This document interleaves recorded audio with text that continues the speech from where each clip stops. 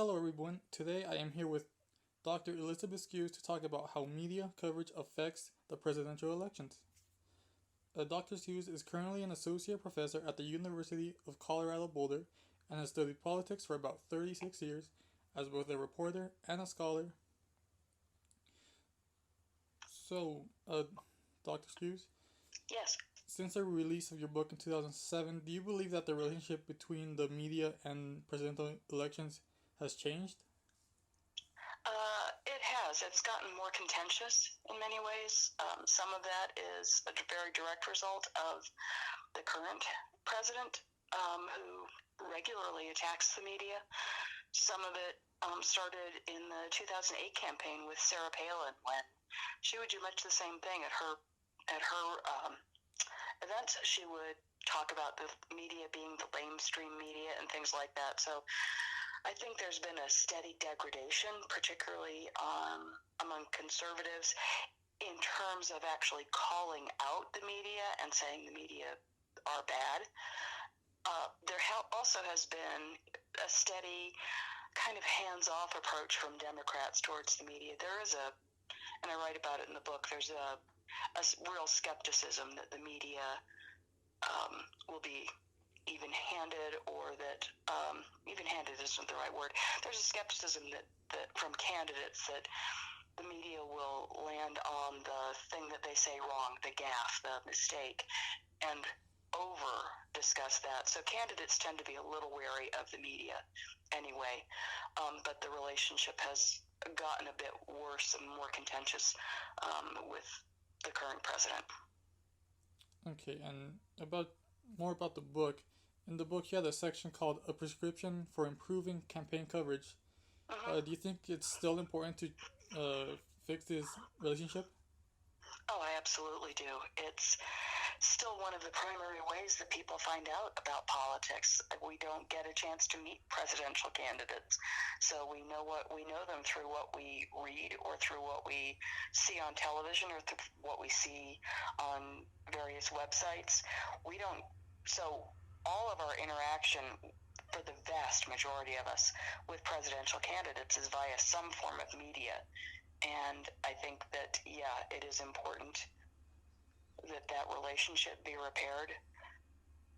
I also think it's important, though, and I've been talking about this more recently, that people take some responsibility and read a variety of media sources, because we do know that there are some left-leaning news organizations and some right-leaning news organizations, and some, like the Associated Press or The Hill or The Economist, or to some degree the New York Times, that really try to play things a little more down the middle. But if we're not reading across the political spectrum, then we're not fully informed.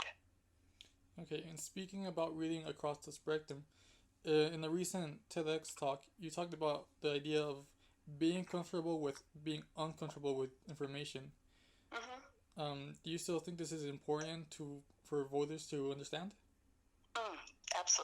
Absolutely, I do.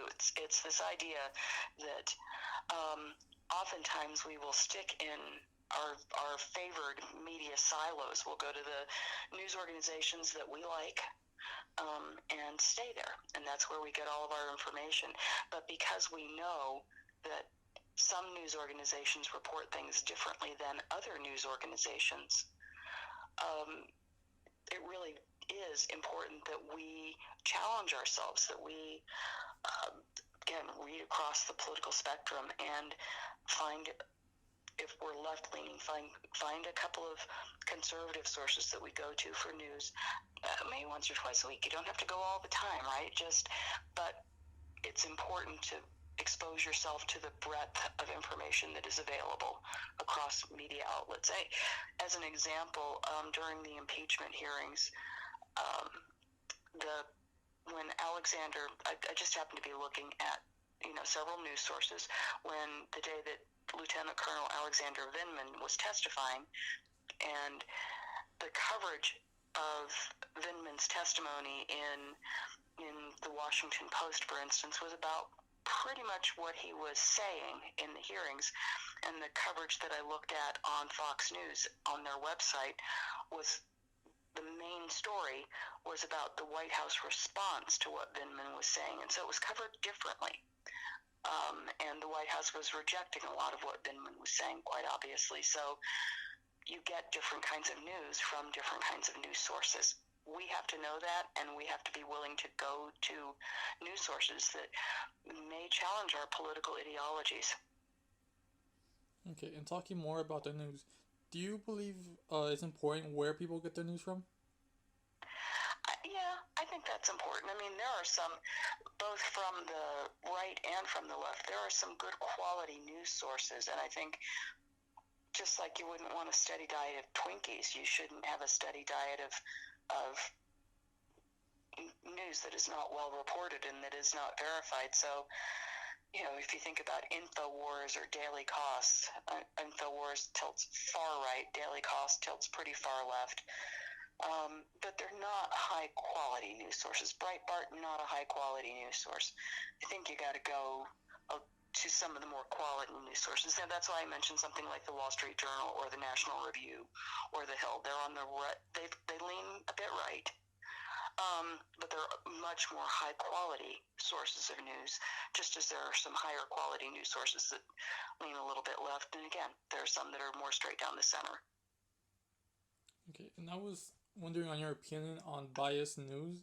Should we be reading that or not? I think it's hard to totally escape it anymore. And so I think you just have to basically pick good quality news sources and then understand how they might tilt if they do. The other thing I think that's important to understand, though, is we talk about bias in the media, and honestly, and this goes back to research that was done in the 1980s by Professor Albert Gunther. And he found that people, he had Republicans and Democrats read the same news information, and Republicans, again, they're reading the exact same stories. And Republicans reported that the stories that they were reading were very biased against Republicans and in favor of Democrats. Democrats who read the same news coverage said it was biased in favor of Republicans and against Democrats. And what he concluded, he did some other studies as well on the topic, but what he concluded was that some of the bias that we see in the media, maybe not all of it, but some of it we have to own. It's the bias that we bring our own filters about how we think about things. And so, you know, we also have to understand that media may not be as biased as we think it is. Sometimes it's us. Okay. And a little final question that I'm curious about. Uh-huh. Do you have any thought on whether the public is the one that selects the two primary candidates, or if it's news coverage that ultimately decides? In primary elections, you mean? Yeah. Yeah, no, I think most of the public is not paying much attention early on, and news organizations use a lot of indicators like fundraising, early poll results, things like that, and that's how they kind of that's what guides them in terms of who they're going to cover.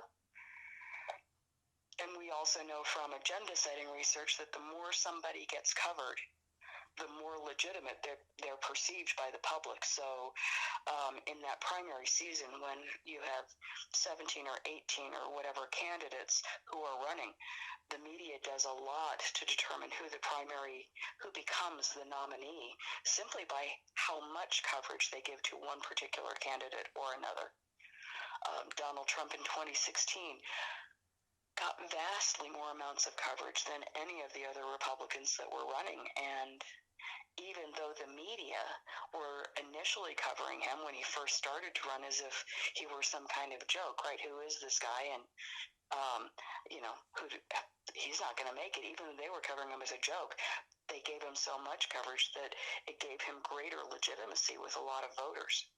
I did a study in the 2008 campaign when Stephen Colbert ran in just one state. He ran in South Carolina. He filed for the presidency as a Democrat. He joked he was doing the Colbert Show at the moment on Comedy Central, and he joked at the time that he would have run in both the Republican and the Democratic primaries in South Carolina, but the filing fee for the Republicans was much steeper. I think it was like $25,000. So he just decided to run as a Democrat. He ran for 2 weeks. And in the 2 weeks that he ran, he got more coverage. And so not a legitimate candidate at all. In the 2 weeks that he ran, he got more coverage than any other Democrat, with the exception of Barack Obama or Hillary Clinton. The media are looking for stories about what's different, what's interesting, things like that. But when it comes to covering a candidate, it can lead to unequal coverage, and that unequal coverage in a primary season can really influence voters in terms of who they think is a legitimate candidate or somebody who's likely to win. Okay, and one final point.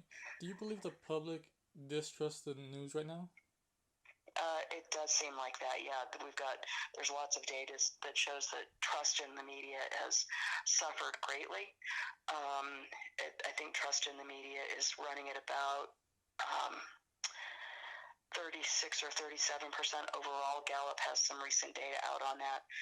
The more striking thing is that trust by political party is significant. So Democrats tend to trust the media quite a bit. It's, in the 60 or 70 percentiles. Republicans, it's down at about 17 or 18%, and independents tend to be around 35-40%. So our trust in the media is also very much determined, if you will, by kind of which political team we align with. Okay, and before we wrap up this interview, is there anything else you'd like to add or talk about? No, other than to say, this is yet another kind of wild election, and hopefully everybody will be patient while we wait for the results to come in, and hopefully we'll have a peaceful transition of power if that's how the results turn out. Okay. Well, thank you for taking the time to talk to me about the research that you've done on the relationship between media coverage and the presidential elections. Again, thank you, and I hope you enjoy the rest of your day. All right, thank you. I hope you have a good day as well.